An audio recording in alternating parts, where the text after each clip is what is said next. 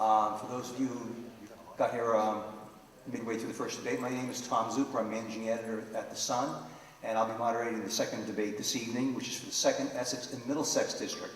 That district covers Andover, Draycote, Tewksbury, and Lawrence. It's an open seat this year, so we have 2 challengers. There's no incumbent. Candidates are Barbara L'Italienne, who was a former state representative, and Alex Vispoli, who is a current Andover selectman. So thank you for joining us this evening, candidates.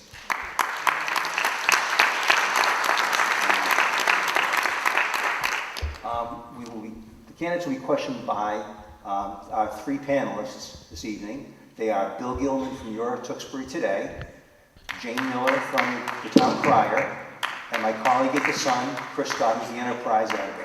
And thank you very much as well. So the format for this evening is the candidates will take a series of questions. They will alternate taking the questions first.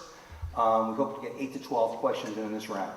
The person accepting the question has 2 minutes. There will be a 1-minute rebuttal by the opponent. Now, I have moderator discretion. I can let things go a little bit longer if I feel we're in a good groove. I also have the ability to step in short, as Chris Scott did earlier. I have to throw some muscle around. And hopefully we'll be wrapped up by 9 o'clock so you can go home and watch the World Series. Anyway, the first question this evening for our candidates will be for Ms. L'Italienne, and that'll come from Jane Miller from the Town Crier. Good evening. Hello. Hello. Good evening. You had to wait a moment there. Okay, so the Department of Children and Families has seen significant flux in the last year. Right now, there is a massive shortage of foster parents, group homes, and emergency services for children in the system. How would you resolve this crisis if elected? Well, I think we all need to be concerned about foster children because they really desperately need our assistance. I know that there was a crisis that hit this year. Some of the issues seem to stem around cuts that had been made so that there weren't sufficient numbers of social workers. They had caseloads that were way too high and way too unmanageable. I think that it's something that we need to continue to look at. I know there was a series of reforms that were voted on, but we need to always be looking back to see whether or not those reforms are actually being helpful or not. And so I know some of the technological changes that have happened where they now will have access to laptops to be sure that in real time, if there are problems that they're observing in a home, that they're able to report those back and have things happen quickly and not sort of get lost in the shuffle. I know that they have reduced the caseloads, and I think that we will need to continue to look at this because we certainly had that horrendous example of that child going missing that was later found dead, and that should never happen to any child here in Massachusetts. I'm a social worker. My life prior to being a legislator was as a social worker in elder care, but I take very seriously the charge that we need to take care of those who are vulnerable in our communities. Okay, thank you very much, Mr. Vispoli. You have 1 minute. Thank you. Thanks for the opportunity tonight to be with you. I think the symptom that we saw as far as DCF is totally unacceptable.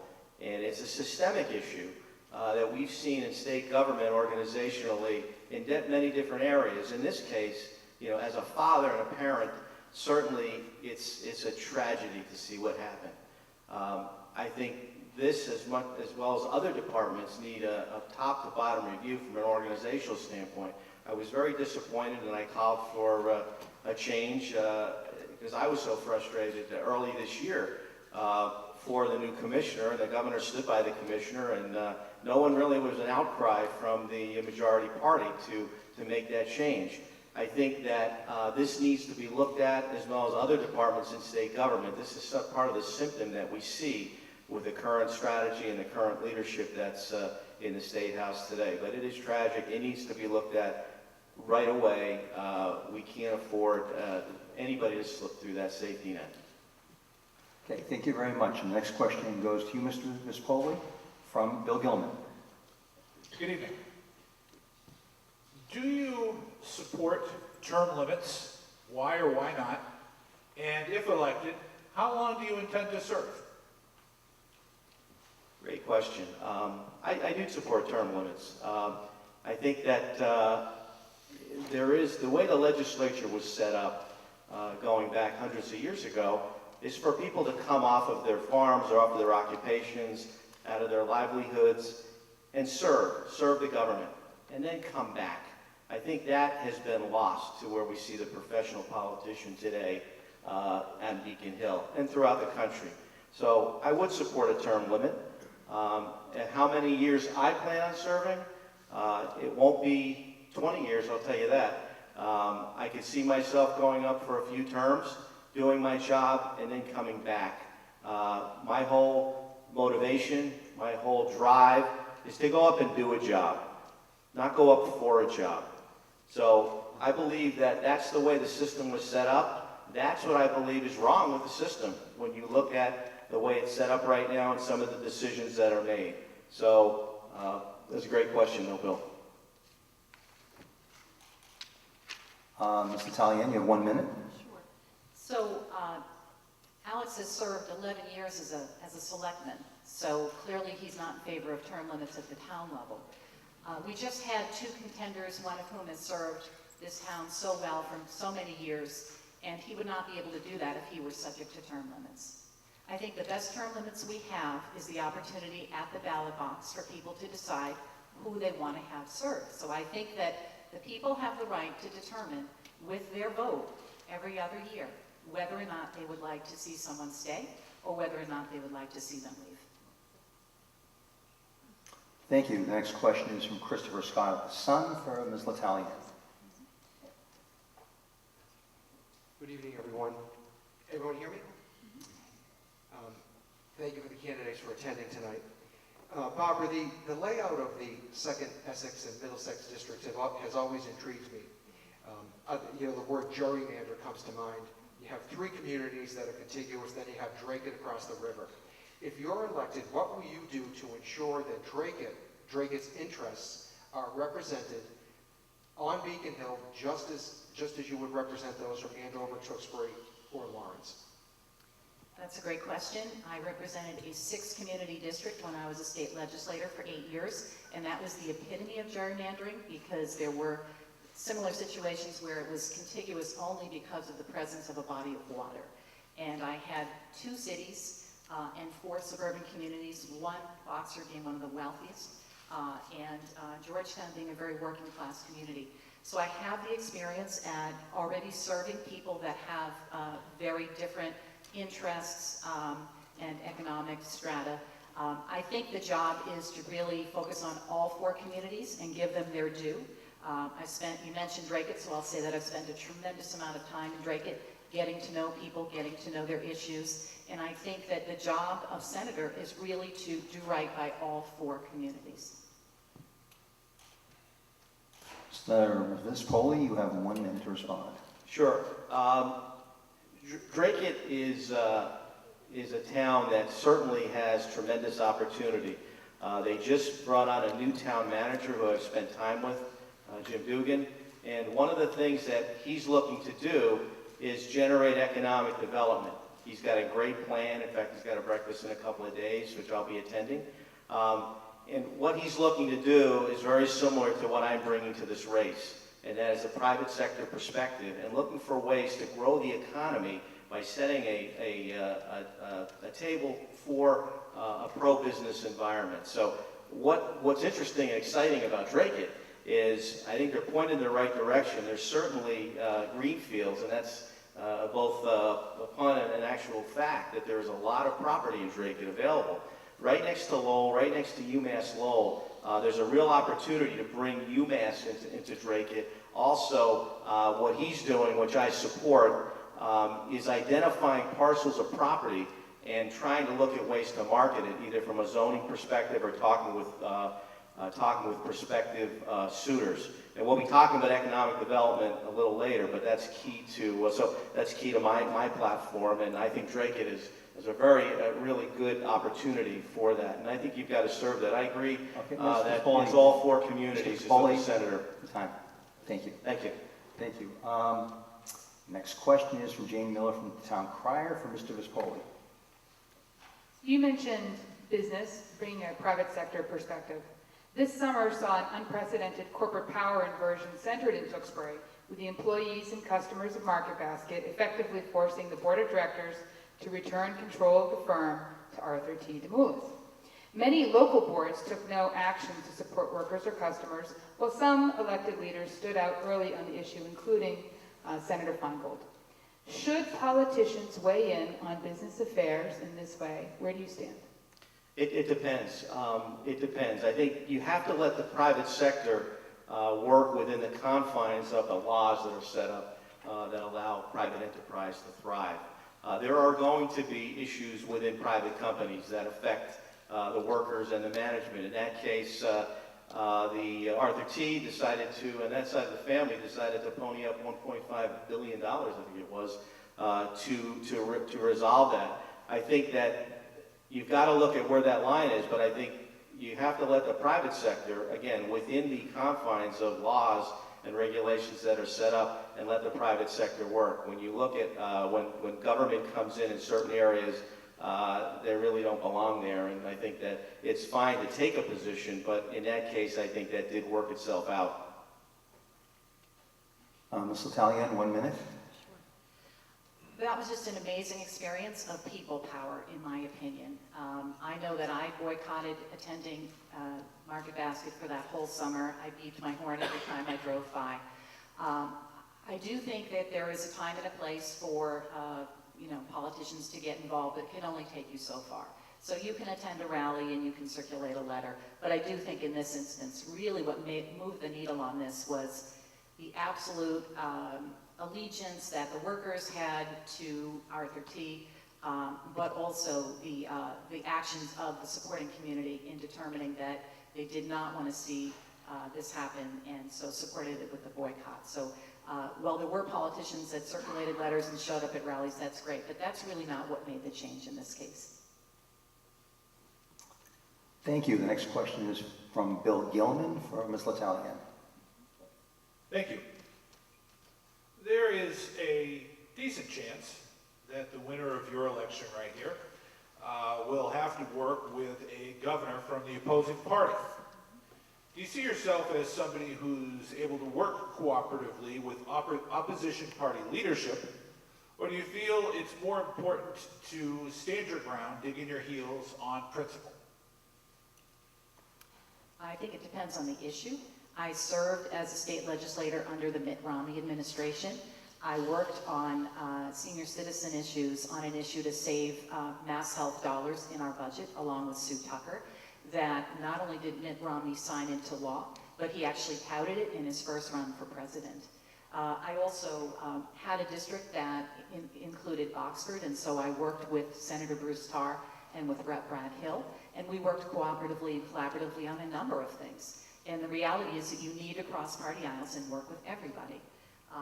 There's a reason why 2 years ago, the Oxford Board of Selectmen, all Republicans, had backed me in my race, because when they needed help on salt contamination along Route 95, contaminating their well water, I was the person that was able to sort of make those changes, get a remediation plan, force the state DOT to come to the table. So the reality is you end up working with people in the State House based on issues. And so if there's an issue that affects suburbia, you work with everyone that that issue affects, regardless of their party. That's the only way that you can effectively do that.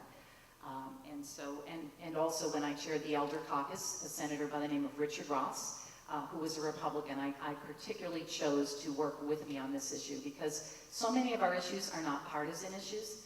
And we need to understand that and work with everybody. So I don't think I'd have a problem at all working with Charlie Baker if that's the outcome. I think that in terms of economic growth and all of that, we all have to work together. There may be some issues where I may disagree, and I would hold my ground. But again, by and large, the work that's done in the State House has to be bipartisan. Thank you, Mr. Vispoli. 1 minute. Sure. I think the fundamental issue here is fighting for the district. And I'm coming into this race with a commitment of fighting for the district, regardless of who's in the corner office, whether it's either a challenger.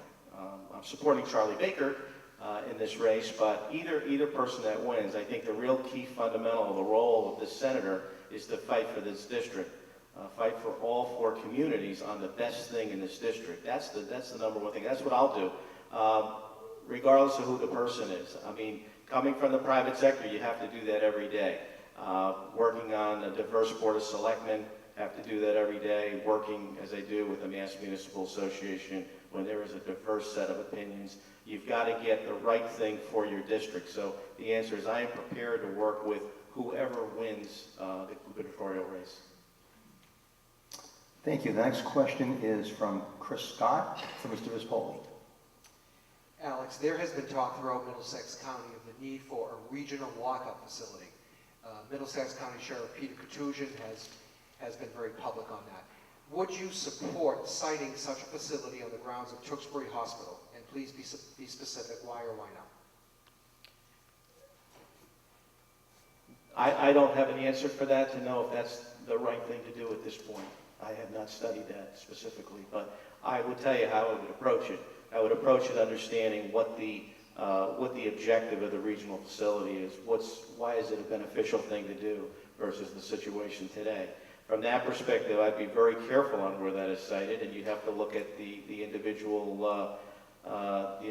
location, and you'd have to look at the surrounding neighbors as well and see what the impact is. That's a big decision, and it's not something that you would take lightly. So I would approach it understanding the need, what are the benefits, what are the consequences one way or the other. And the second is, if that is the siting, if there's a choice for different sites, what is the best site and why, plus or minus. So I can't talk to the Tewksbury Hospital site to see if that is a good site. I know there's a lot of land there, but I wouldn't weigh into that right now without taking some time to look at it. I think you can see over the years things that have been cited in areas that have not been good, or the neighbors haven't been consulted, or the economic or environmental impact hasn't been cited.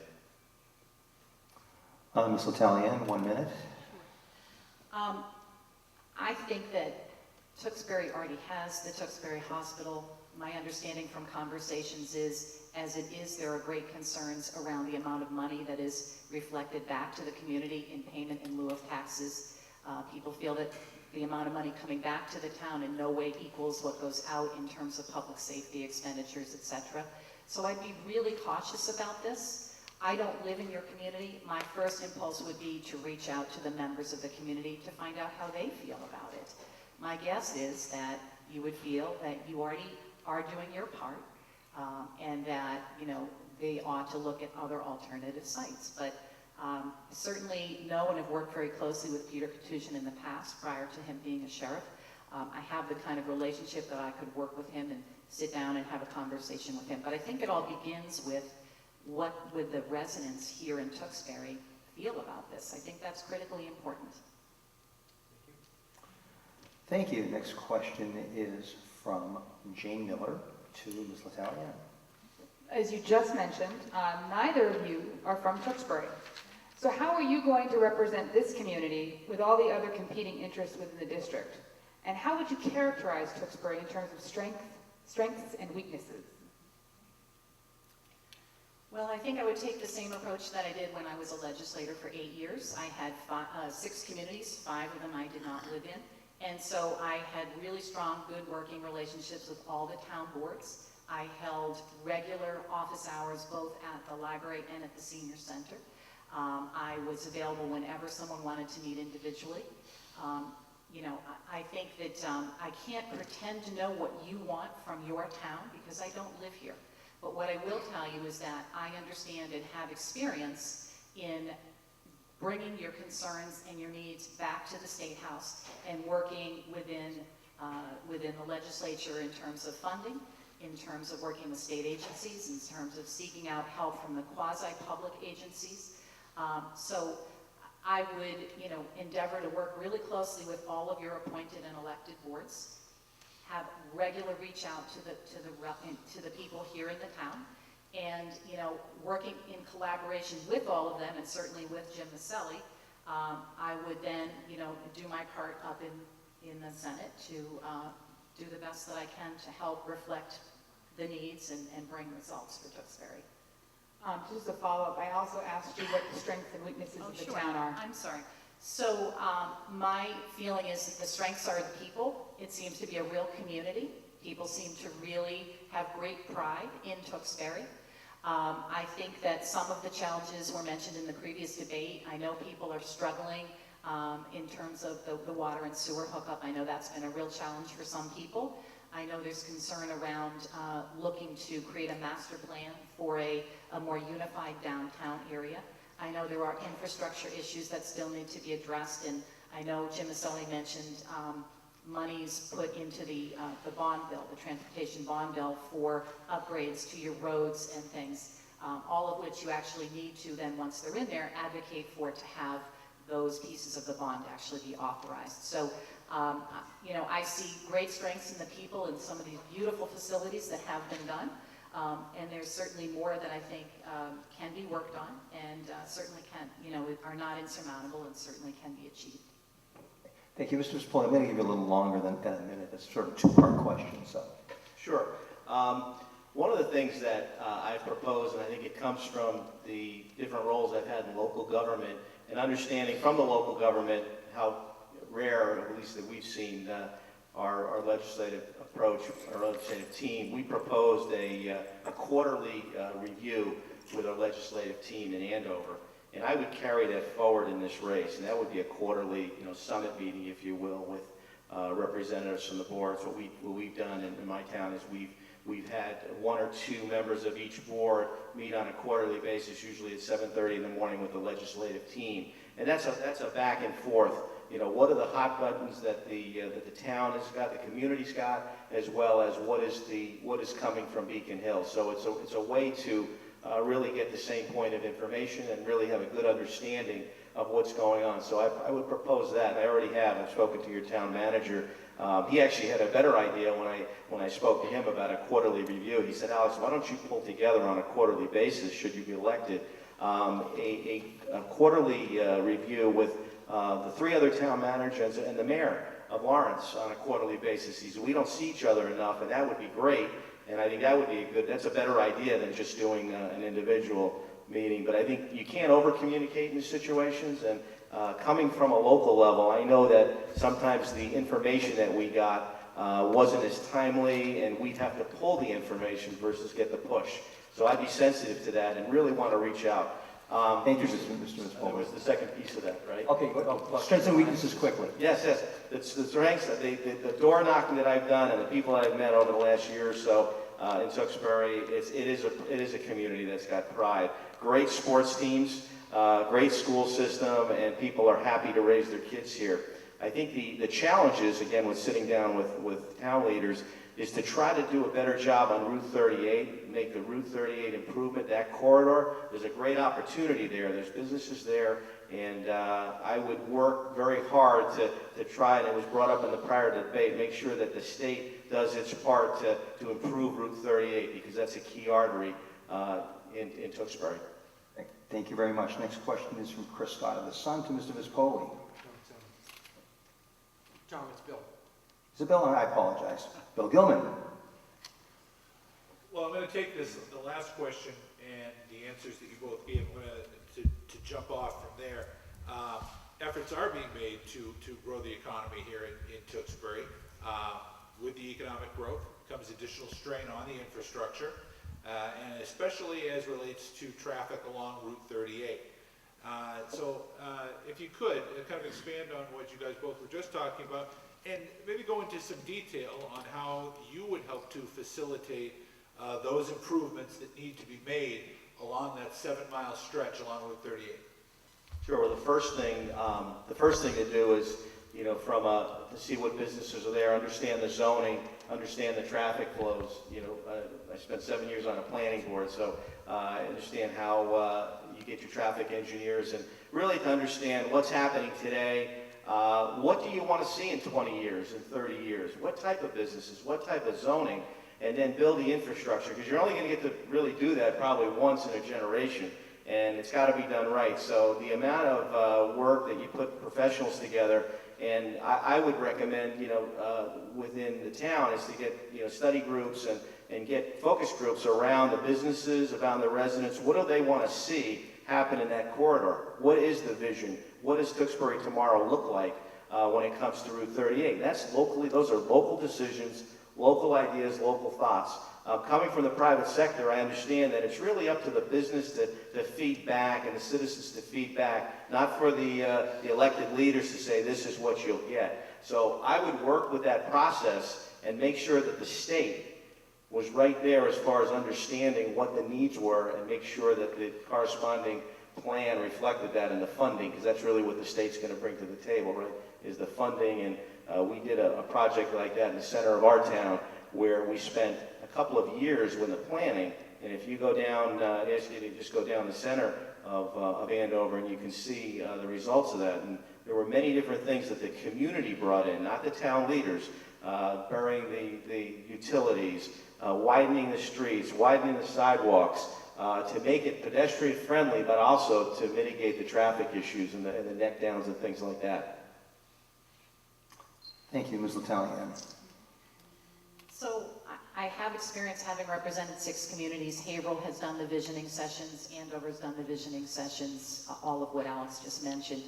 Also have experience working with the Department of Transportation, working with your local planning, regional planning board, because it's also, it's a process of visioning, coming up with what you want, stating that, and beginning to get that in the queue for funding, right? And that's all done regionally. So I'll give you a great example. In Haverhill, there was a paving issue that needed to happen that had been delayed because monies had been taken out of that program and put into something else in the same city to finish. So the neighbors were quite upset that their project kept getting pushed off and pushed off. So then it's incumbent upon the legislator to go into the planning board meetings and really advocate and get sort of that given project put more towards the top of the pile.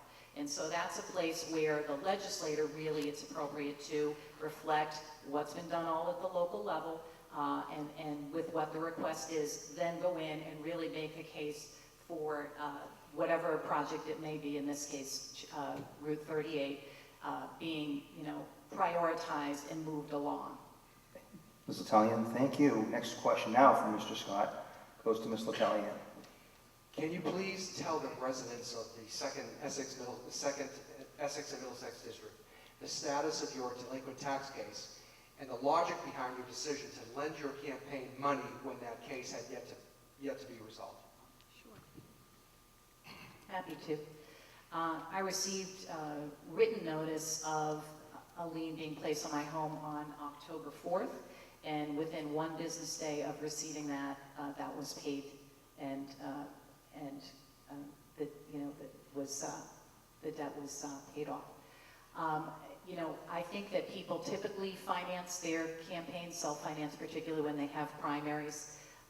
We had always paid our taxes. This was a disagreement around the size of medical deductions for a member of my family. In fact, I called Alex the night that I heard about this from the press and asked him to please not make this a political issue because he knows my family. His youngest and my youngest are friends. And the next day it had just escalated further into a full-blown political thing. Had I known that, that I would never have loaned my campaign had I known that we weren't in good standing with the Department of Revenue. They had more than half of the amount that was owed and in dispute, I guess is a better word for it, already. And we were under the impression that, a payment plan would continue. So the first I heard of it was actually Bill Kirk calling my house and letting me know of it. Someone from an employee of the Department of Revenue apparently leaked it. And I feel that that was wrong, and that plays to the worst possible politics that someone would do that. But that said, many families struggle. My family struggled with a medical illness for a member of my family. I don't think I'm unlike many other people in the Merrimack Valley that have had struggles. And, it's been paid. the good that's come of it is we are on appeal, and I have every confidence that when the appeal is finished, that we will have all of that money returned to us. Mr. Vispoli, a response. Well, I can understand how people get in certain situations. In this case, I think there's a question of judgment, of knowing that you had an outstanding liability to the state and chose to take that money and put it into your campaign. So I think it's a valid issue to be brought up, and you brought it up in the newspapers, and I got called from our same reporter, and I think that's what makes it, I think, a question of judgment, of value and judgment, in not taking care of that before you become a candidate for the state Senate. And next question is from Jane Miller for Alex Vispoli. Alex, where do you stand on question one and the repeal of the indexed gas tax? Sure, thank you. Question one talks to an automatic escalator in the gas tax that was put in last year. And it really strikes at the heart of, I would say, taxation without representation. What the legislature did is they raised the gas tax 3 cents and then put an automatic escalator every year based on an index, an inflation index, with no end in sight. I got involved in this very early on last year, put my hand up to be part of the team to collect signatures. I was the captain for Andover. We collected 100,000 or so signatures needed to put it on the ballot so that we can all vote on it in 2 weeks from tonight. I think it's an insult to the taxpayers. It strikes at the entire basis of how this country was founded on. And I think that the fundamental issue is it's a slippery slope. In fact, the same standard is being proposed for the bottle bill, which I'm sure we'll get to. If you look at the roadways in Massachusetts, today, per mile, it costs us $675,000 per roadway. The average in the U.S. is about $160,000, and we're still 4 times more than New Hampshire, so if somebody says, well, we've got snow here. We spend $78,000 per mile in administrative costs, where the average cost is $10,000 in the United States. So we've got some systemic problems in our transportation systems. This approach is wrong. The group that put this together, the PAC, has endorsed me in my candidacy, but this is something that's really the voters need to speak on, and I'm confident that everybody here and watching will vote to repeal the automatic escalation. Thank you. Please hold your applause for folks. Thank you. Ms. Italian, your response? Sure. So I'm a mother of 4. I make tough decisions all the time. I made tough decisions during my tenure in the legislature, and I never shied away from a vote. And I agree that we should not be indexing the gas tax to inflation. I have no problem taking a vote. I think it was an attempt to try to protect members of the legislature from having to take an additional difficult vote. And I don't have a problem at all taking that vote. So I actually was proud to stand with Colleen Gary in front of the mobile gas station on Lakeview Ave in Drake on Saturday morning. Both of us said that we don't have a problem with taking a tough vote, and so therefore we don't think it needs to be indexed, so we will be supporting question 1. Thank you. Next question is from Bill Gilman for Barbara Italian. Earlier this year, Massachusetts passed legislation to toughen the state's gun laws. Under the new laws, police chiefs will now be able to refuse to grant permits for shotguns or rifles to anyone that they deem to be dangerous and unsuitable. Now, would you, if you were in office at that time, would you have supported that new law, and do you trust the judgment of the police chiefs of the 4 towns in the district to address this law and enforce this law fairly? Sure. I'm happy to answer that question. When I was a member of the legislature, I had goal endorsement. I had an A++ rating with them. I believe that our gun laws need to be balanced and sensible. This time around, I have an 84% record. Why? Because I actually believe that there should be a ban on assault weapons. I don't think that is needed by any sportsman.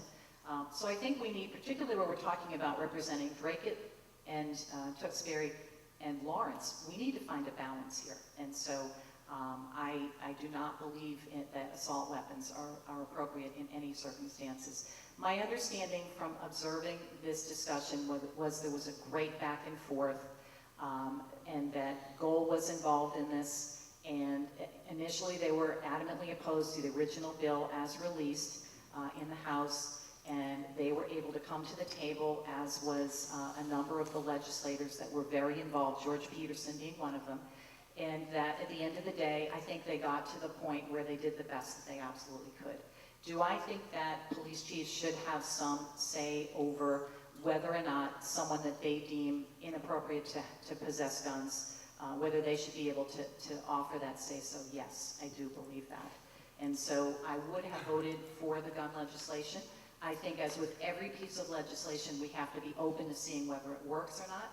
Certainly, when I was a legislator a few years back, there was a big bog down in terms of folks being able to get their license and their permit renewals, and I worked with many other people to make the changes so that that would no longer be the case. So again, I just think we need to be sensible about this. I understand we have gun clubs in all 4 of these communities.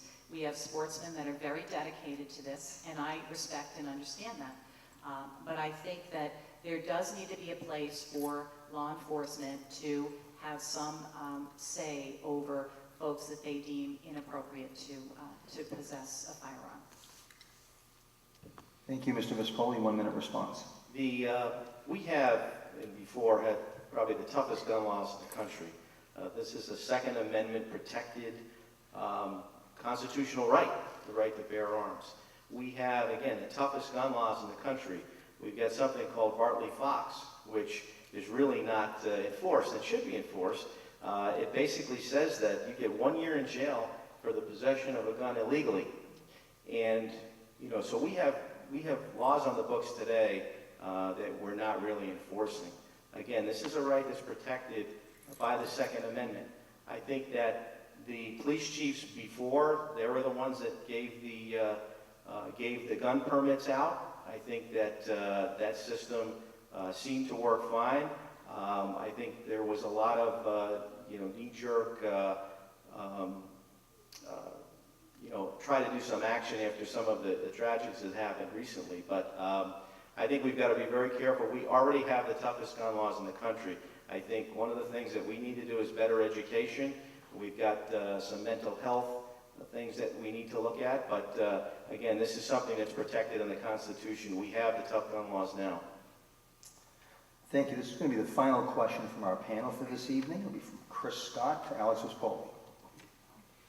Alex, in a meeting with the Sun editorial board yesterday, Suzanne Bump, the Democrat running for auditor, told us that state law prohibits her from auditing the state legislature.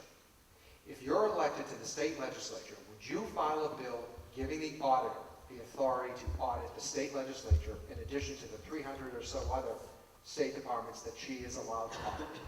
Absolutely, and I did call for that in one of my press releases earlier this year, that the legislature should be audited. Why would you be afraid of that? I think that it should be audited, and I think that I would support that legislation. The legislature has made themselves exempt from the open records law, from the open meeting law, things that we all have to obey at the local level. Now, I understand it's a little bit different at the State House, but fundamentally, the legislature has, in the past, passed laws for us, but not for them. And that's another reason that I'm frustrated, another reason why I'm running for state senate. I think it needs to be a level playing field. And so, a long-winded answer to your question, but I would support that. Thank you. Ms. L'Italienne, 1 minute. It would seem reasonable that if she's auditing every other state piece of government, that she should be able to do the same for the legislature. So I don't have a problem with that. I also don't have a problem with us being subject to the open meetings law. I know that currently the legislature is exempt from that, and I've certainly had to abide by that as a current school committee member, so I have no problem with that as well. Thank you. Thank you to our panelists. We're now going to go to the cross-question part of the evening. Ms. L'Italian, you have the first question. You can ask Mr. Vispoli a question. He has 2 minutes to respond. You have 1 minute for rebuttal. So much has been made of Alex's business experience. He likes to talk about his many years in the private sector. The question I would have for Alex is if you are in favor of being pro-business and trying to build up economies within our local communities, why is it that you are working for a company that their express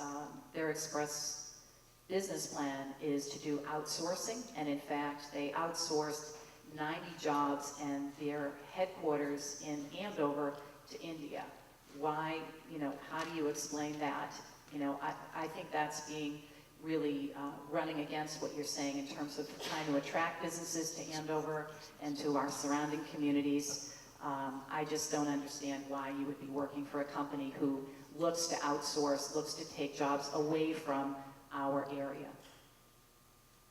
Sure. I work for a cloud computing company. I've been in the technical space for basically my whole career.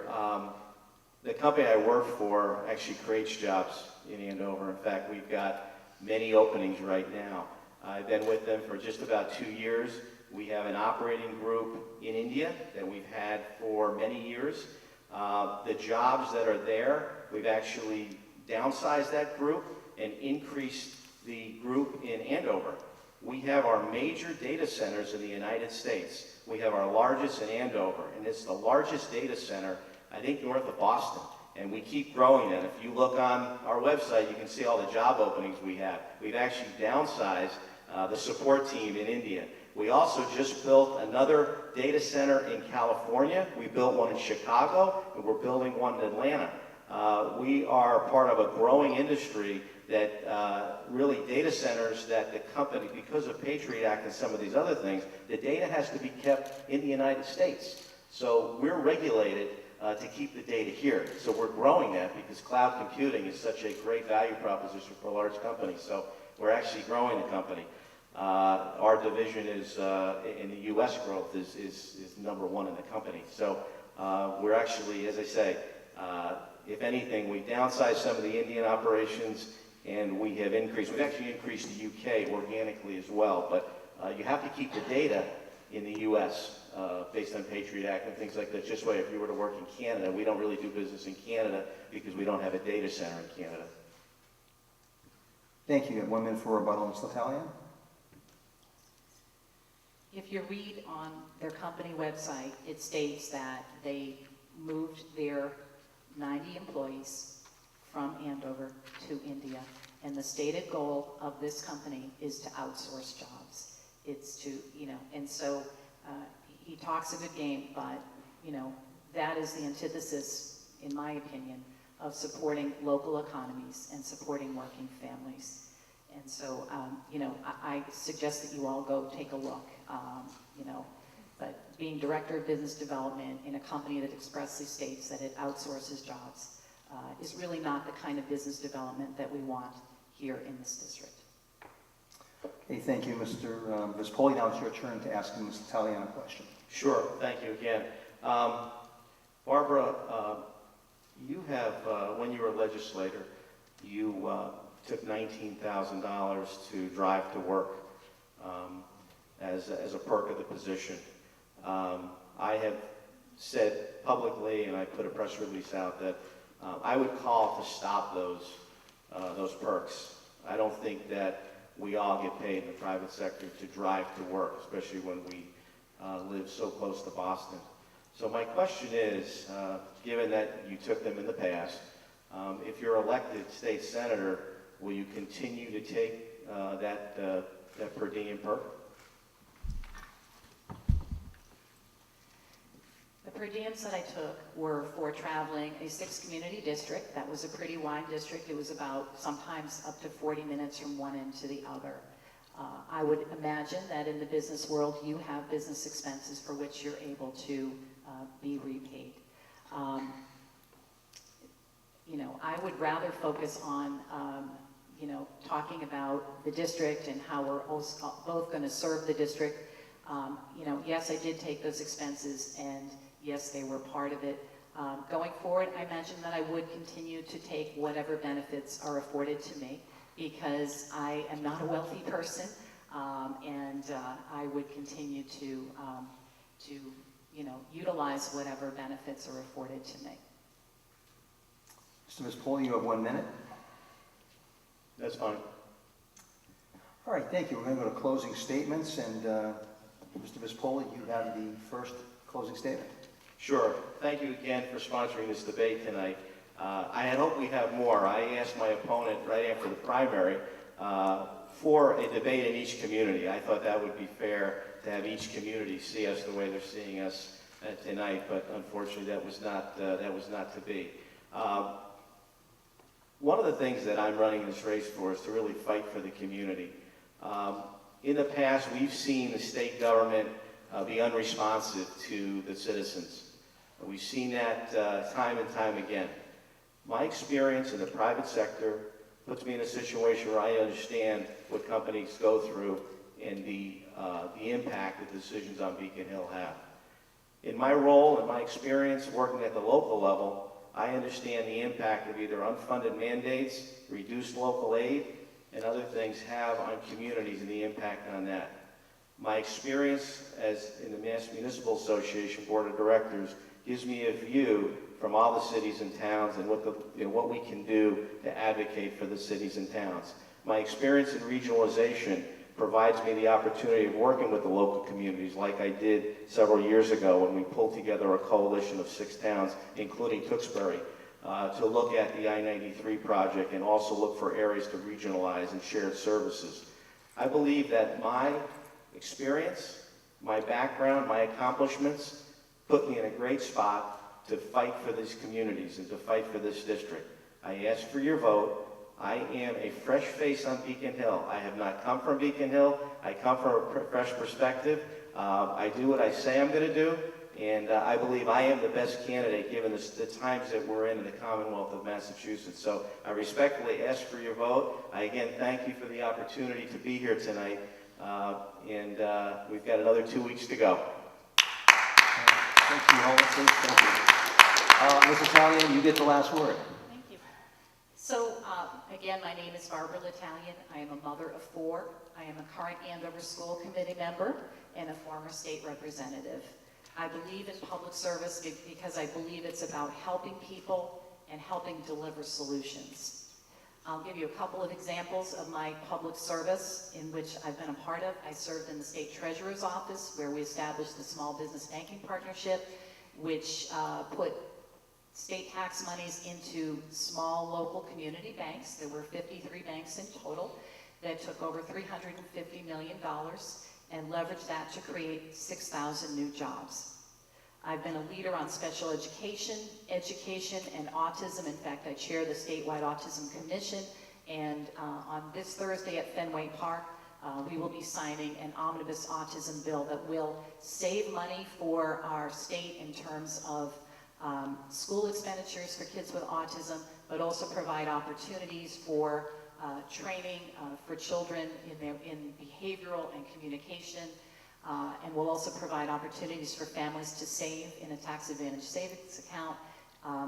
And I just have always dedicated myself to focusing on ways in which we can better spend our state tax dollars, particularly within Mass Health. Why? Because that is a big part of our budget.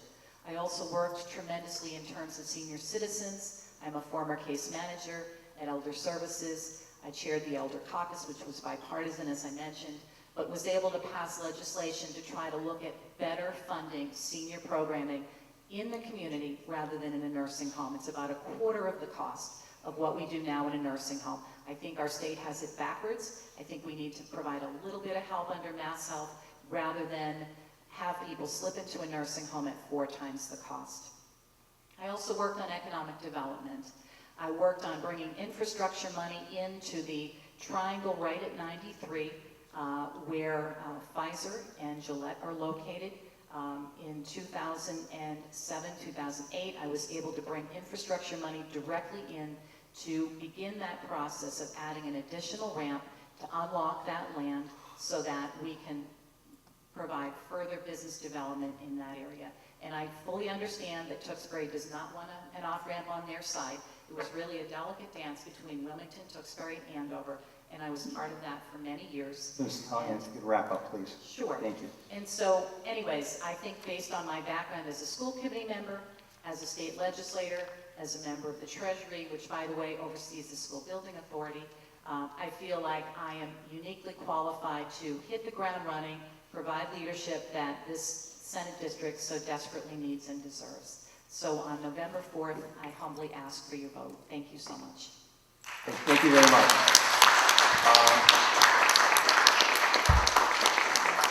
That concludes tonight's debate for the 2nd Essex and Middlesex District. Some thank yous are in order. First, thank you to Tewksbury Memorial High School for hosting us this evening.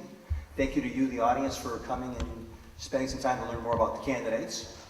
Thank you to our panel, my colleague Chris Scott from the Sun, and Jane Miller from the Town Crier, and Bill Gilman from your Tewksbury Today, the trio we've lovingly dubbed the Greater Tewksbury Press Association. We've been able to collaborate on 3 of these debates in this building now, and they've been very successful, and thank you again to Bill and Jane.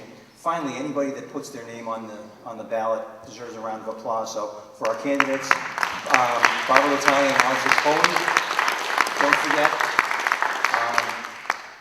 election is 2 weeks from tonight. If you missed any part of either debate, look at any of our websites. We're sharing the video. Lovely Julie Maliki is here shooting our video tonight. So you can catch up or re-catch up on anything you might have missed. So thank you very much. Have a good night. Thank you again.